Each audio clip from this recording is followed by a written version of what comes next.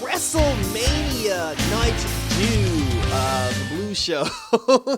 And this is the show where we betting on black. And I got to stay off of social media, especially threads, because that shit is toxic as hell. And it's your boy, Con back, going over night 2 of WrestleMania as we kick things off. And before we get started, hit that notification bell, like it or subscribe. Check out my review for Saturday night 1 of WrestleMania. And let's kick this thing off the right way as we open WrestleMania, the free hour, and we start with Obafemi versus Brock Lesnar. And this one was really, it was really good. It was one of the longer Brock Lesnar matches that I've ever seen. And first of all, I do got to say this. We need to stop disrespecting Alicia Taylor. That's twice somebody done snatched the microphone out of her hand. But they started off with the collar elbow tie, with the test of strength. And see, the thing is, Obafemi, if you play WWE 2K, Obafemi has resiliency as one of his as one of his paybacks, because even when he was in NXT, he would take the opponent's biggest move, and he would pop out of it, and he would scream and get himself fired up right before you hit the fall from grace. And in this match, it got to the point where Oba had him in the corner. I wish he would do those uppercuts in the corner a little bit better, but when he went for the third uppercut, Brock Lesnar caught him and hit him with the F5. And when he hit him with the F5, Oba wasn't laid out. He was actually still getting up. And then Oba hit the fall from grace, and he pinned Brock Lesnar 1, 2, 3. And the ruler is here. And it's time that he conquers the mountain you cannot climb. And all right, so we're off to a good start. So WrestleMania 2 is off to a good start. The ruler is here. My phone is blowing up because everybody wants to know about my thoughts on the ruler. And like I said, we betting on black tonight, ladies and gentlemen. Good opener to WrestleMania 2, night 2. And we're moving on to the second match, which is the ladder match. But surprisingly, before the ladder match, I guess we're not going to get a Gunther retirement party in Minneapolis, Minnesota. Brock, the camera stayed on him, and I thought that was weird. I was like, why is the camera still on him? And after Brock realized, that he just got beat by some big ass 6'5", 310-pound black dude, he was like, fuck this, I'm out of here. And he took off his boots, he took off his gloves, left his stuff in the ring, waved goodbye to the crowd, and Brock quit. Brock retired. He officially retired. I mean, which is crazy because he only wrestles 3 times a year, and physically, he looks impressive, but he was just like, fuck that. I guess the fall from grace is pretty accurate here. And I mean, we'll process this later, but thank you, Brock, for for the years of all the service that you put in. And it's been an honor to go against you, and I look forward, to watch your career, and I look forward to going against you more in 2K26. And thank you, Brock, for doing good business and for putting over the future, putting over the next big star in Obafemi. And yeah, I can't complain about that. So we started, like I said, on a good note, ladies and gentlemen. It was definitely a good note, and I'm actually looking forward to seeing how the rest of the show goes, because, like I said, we's betting on black. Next was the ladder match. Rey Mysterio, Dragon Lee, Penta, the young OG, Rusev, and JD McDonough.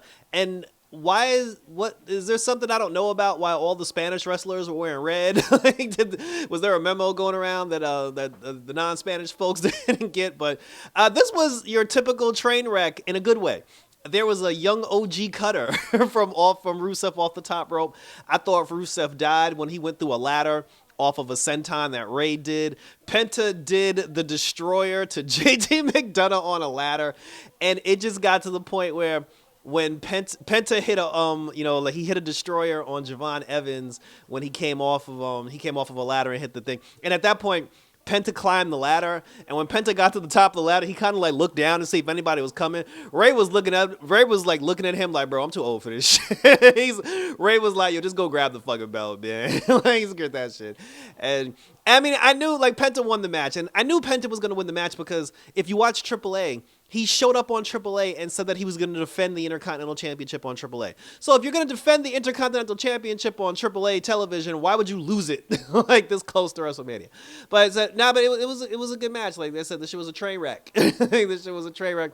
Everybody worked hard. Even Rusev did a good job as well. Uranagi's on the ladders, but the winner and still your Intercontinental Champion. So then we have my boy Trick Willie versus Sami Zayn. What the fuck was Trick wearing? Like, what the hell is Trick wearing? Trick had on his white mink coat. He had a train on the back of that coat that was the full length of the goddamn rep. And I'm like, I fucks with Trick Willie. So little Yachty accompanied him down to ringside. Yachty could have did a little better with the crowd hyping. He could have channeled his inner Booker T. Shit, they should have brought out Booker T. Where is Booker T? But no, it was a regular wrestling match. It actually wasn't that long. You know, Sammy played the villain. Trick almost got counted out, and then Sammy tried to cheat. He tried to take advantage of certain situations just to get the upper hand, but it didn't work. And then when he went for the haluva kick, he got caught with the trick shot. Actually missed when they called it the trick knee. And Trick Willie is the new United States champion, and I can't wait for Mello to show up on Friday and confront him, and then we're gonna get that Trick Mello. That Trick Mello feud. So kudos to Trick Willie, his first WrestleMania as champion, and I look forward to seeing my man Star rise to the top of WWE. Next up, we had Dominic Mysterio, Dirty Dom, against the returning demon Finn Balor. And the Vegas crowd sucks.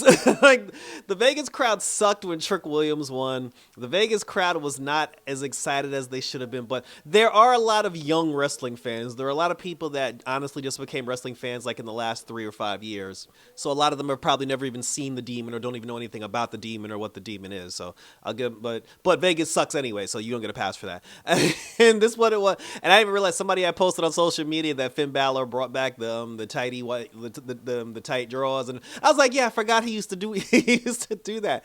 But this went how you were supposed to go. It was a street fight, which wasn't needed. The AAA, the III Mega Championship was not on the line, which it should have been, because I'm still in the camp of, although the ladder match was good and I enjoyed the ladder match, I still feel like Finn versus Dom should have had the Intercontinental Championship. Or if they were going to take the Intercontinental Championship away from them, they should have had the AAA Championship on the line. But the Demon is back. Like, Finn Balor's back in full form, and he needs to do something now. He done beat Dominic Mysterio. Unless you're going to take out JD McDonough. Put Finn Balor on SmackDown. Let Finn Balor go to SmackDown and let him chase after, the WWE Championship. Let him fight Cody Rhodes or something like that. But like I said, this was a good match. I can't complain. Like I said, the Demon is back. Love me some Finn Balor. The entrance is still a banger. Like I said, he found his heart. He found his heart again. And I said, we're moving on to the next one. All right, so the next match was disappointing. It was Jade Cargill versus Rhea Ripley, and I guess you can't have everything. They did make Jade look exceptionally well. I don't understand how Io Sky is enough to turn the tide against two people in Michin and B-Fab. And this also sucks because now that means Rhea Ripley is officially a SmackDown superstar. I thought Jade should have won here. I don't think Rhea's going to hold on to that belt very long, especially if Meech and B-Fab and Jade, if they stick together. There was a moment where Jade was yelling at them to go get Rhea, to go attack Rhea, and they kind of hesitated a little bit. So I don't know if there's going to be friction there, but it was weird because before the match even started, Michael Cole said that Jade made a comment saying that she didn't need the championship. And I'm like, well, that's a bad sign to say something like that. And then Jade didn't get a spectacular entrance, like Rhea didn't get a spectacular entrance, and Jade came out first. So I was just like, this doesn't feel well. This doesn't feel well.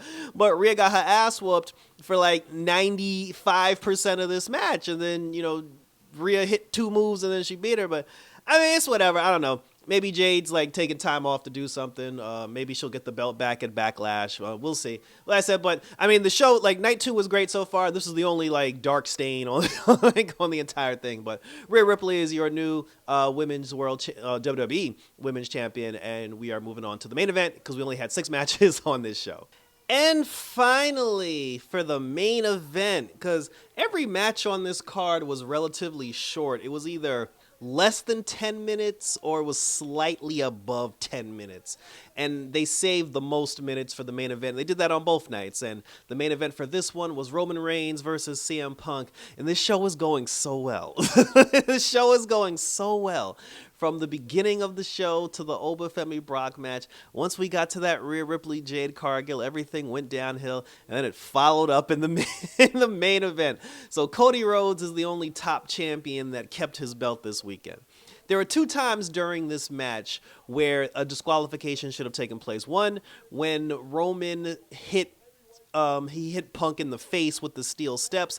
I don't know why the referee didn't disqualify him. Like Cole said, oh, you got to use your discretion here and give some leeway. And I was like, bullshit, he used fucking stairs. And then there was a moment where CM Punk like mushed the referee, like dead ass, like mushed the referee. This one had blood in it. And I mean, based on what Roman Reigns was saying, it looks like they were telling the story of Punk just being old, because he gave it everything he had. Both of them gave it everything they had. Like, they were both exhausted. There was a moment where Punk hit a GTS, and then he dropped to his knees.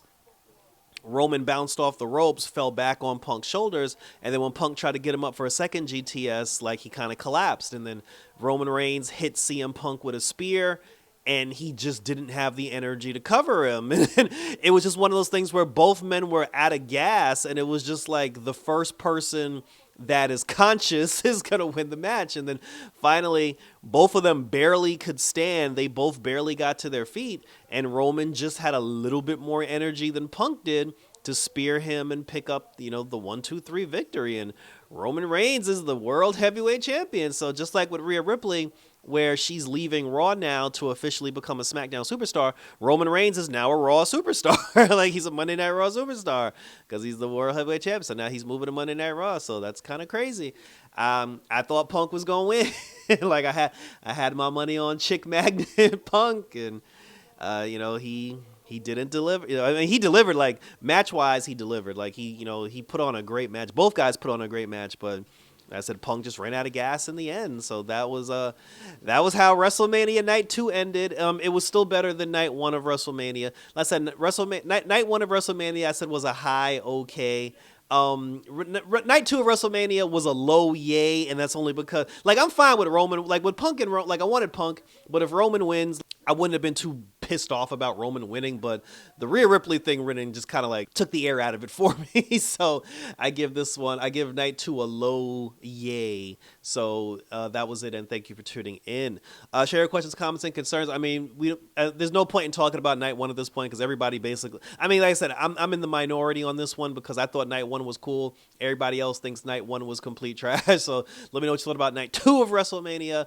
Which match was your favorite? What did you enjoy? What did you not enjoy? And let's continue to talk about it. Check me out all over social media. Check out my Night 1 review for WWE WrestleMania. Also, check out my other reviews for other wrestling, because we got other WWE wrestling events. We got TNA up on my channel. We're doing Daredevil Born Again for you Marvel fans, and we will conclude Backlash when Backlash shows up at the end of this month. So that was it, guys. So thanks for tuning in. I'm about to go watch my Portland Trailblazers defeat the San Antonio Spurs. Take care. WrestleMania is in the books. And until next time, as always, we're out this bitch.